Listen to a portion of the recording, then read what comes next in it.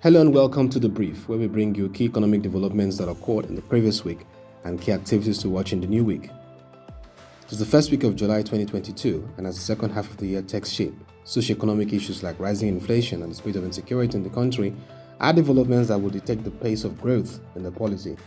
For the key socio-economic events from last week, the federal government announced that it has issued petroleum prospective licenses to 57 companies, where it has realized 200 billion naira and $7 million. The Nigerian Midstream and Downstream Petroleum Regulatory Authority threatened to shut down filling stations selling fuel above the approved pump price of 165 naira per litre. The Chief Executive Officer of the NMDPRA, Farouk Ahmed, said the regulator had warned members of the Depot and Petroleum Marketers Association of Nigeria and major oil marketers of Nigeria that retailers who sell above the agreed price will see their licenses revoked. Shell Group, in a statement last week, disclosed that it has suspended the divestment of its interest in its Nigeria subsidiary Shell Petroleum Development Company, pending the outcome of its appeal of the 2019 judgment against it at the Supreme Court. For the week ended 1st July 2022, the key highlights revealed the following from the market.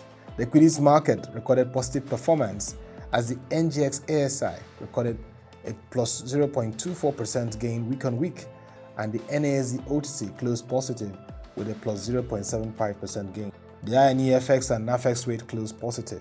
The BDC rates closed flat. The Brent crude oil price moved down, while the West Texas Intermediate crude oil moved upwards at the end of the week.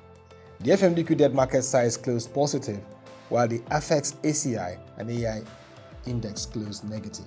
From what to expect from the markets this week, ProShare projects that for the second half of the year, 2022, inflation is expected to reach 20% by December on account of sustained upward pressure on energy costs and higher domestic cost of borrowing. In the coming week, oil prices are expected to drop as fears of global recession linger.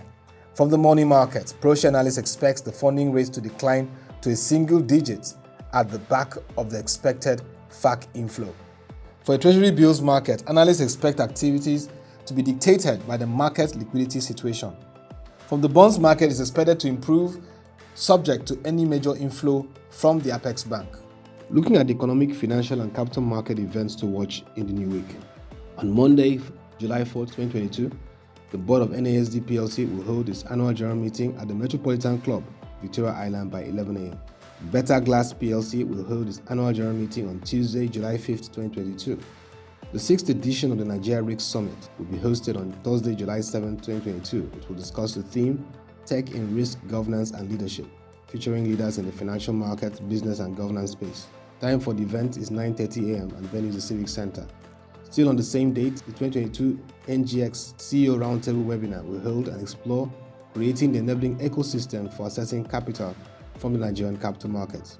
The Minister of Finance, Minister of Industries, Trade and Investment, and the Director General of the Securities and Exchange Commission are expected to participate in the webinar. Time for the event is 10 a.m. And that will be all for this edition of The Brief. You can join our website www.proshare.co to read our news stories, reports, and watch our videos. Thank you for watching. Have a great week, and please stay safe.